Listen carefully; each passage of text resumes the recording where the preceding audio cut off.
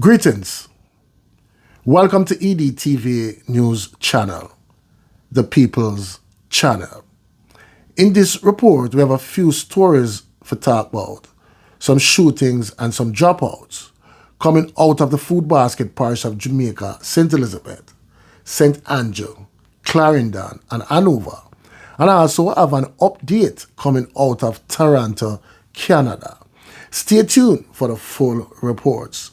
Blessings to all subscribers and viewers. If you're here for the first time, you can support the channel by like, subscribe, share, hit the notification bell.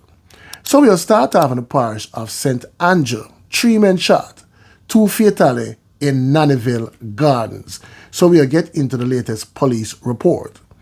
2 men were reportedly shot and taken out, and another man injured in Nannyville Gardens, St. Andrew last night.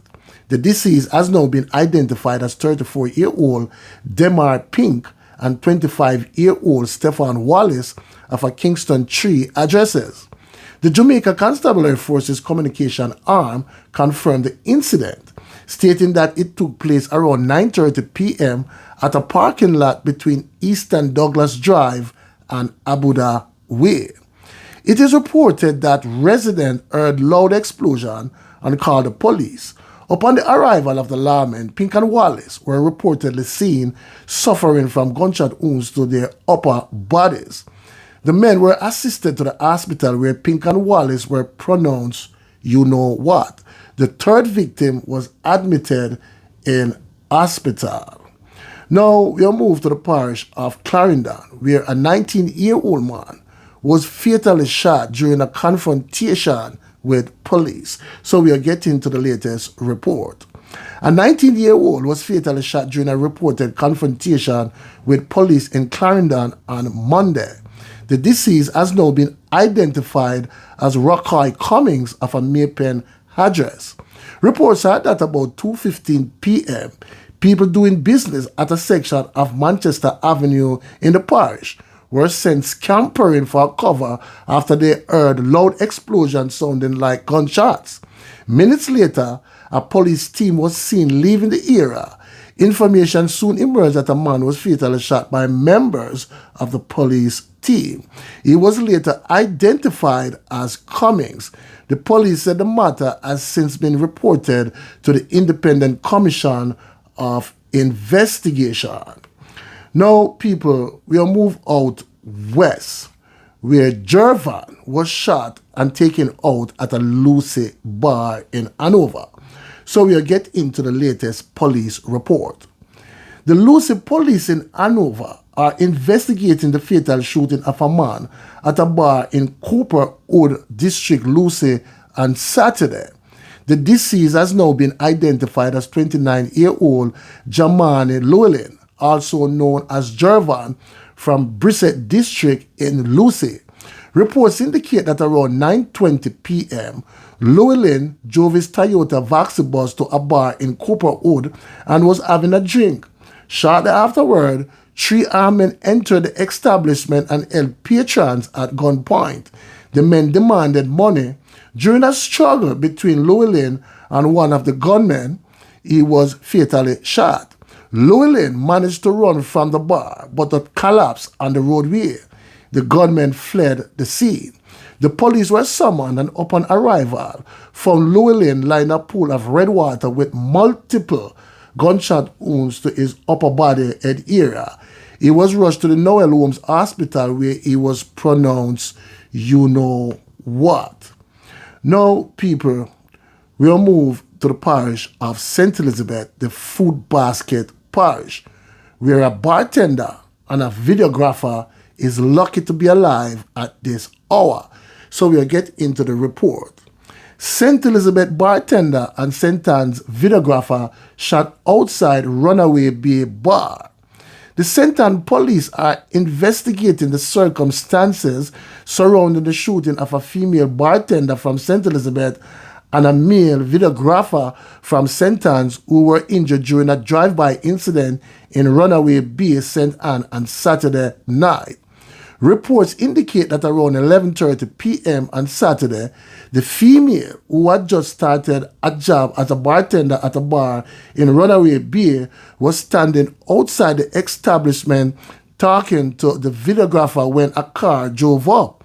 The occupants of the car opened gunfire, hitting both individuals before speeding away. The police were summoned, and upon arrival, both victims were rushed to the St. Anne's Bay Hospital, where they were treated and admitted in stable condition.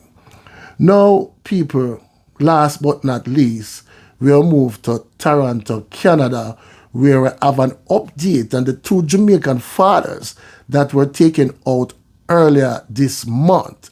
So we'll get into the report. 14-year-old boy arrested in Toronto shooting that take out two Jamaican fathers. Police in Canada have arrested and charged a 14-year-old boy with double dropout of two Jamaican men in Toronto earlier this month. The Toronto Police Service, TPS, provided the update during a press conference on Monday in which it described the shooting as random. The teenager, who was also charged with 7 counts of attempted dropout, made his first appearance in court on Monday. Those taken out were 61-year-old Delroy George Parks and 46-year-old Sylvester Dapper Gibbs, who both hail from St. Anne's in Jamaica. Parks had been living in Canada since 1991 and was the father of 11 children. Gibbs was a father of 6. Parks and Gibbs were among a group of 9 men who were playing dominoes in the parking lot of North Albion Collegiate Institute in Northwest Toronto at approximately 11 p.m. on June 2nd. After earlier playing a game of football, it was a regular weekend routine for members of the Jamaican community in Toronto. According to the TPS, on the night of the shooting, a dark pickup truck drove up into the parking lot and 2 suspects alighted from the vehicle and began shooting at the group. After firing at least 50 rounds, the suspect fled the area in the truck. Officers arrived on the scene and located 5 victims suffering from gunshot wounds.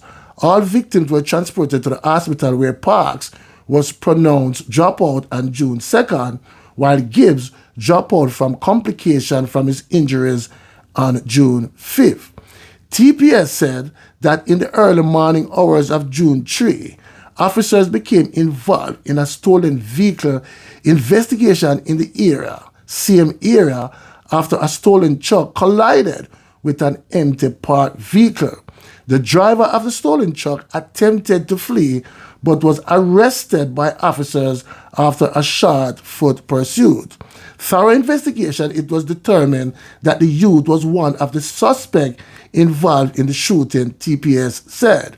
Meanwhile, the TPS is appealing to the public to provide any information that may lead to the arrest of the other suspect in the case. It described Gibbs and Park as innocent victims. So there you have it, people. Please leave your comments in the comment section and tell me what you think. One aim, one God, one destiny. Walk good, talk good, live good. Blessings.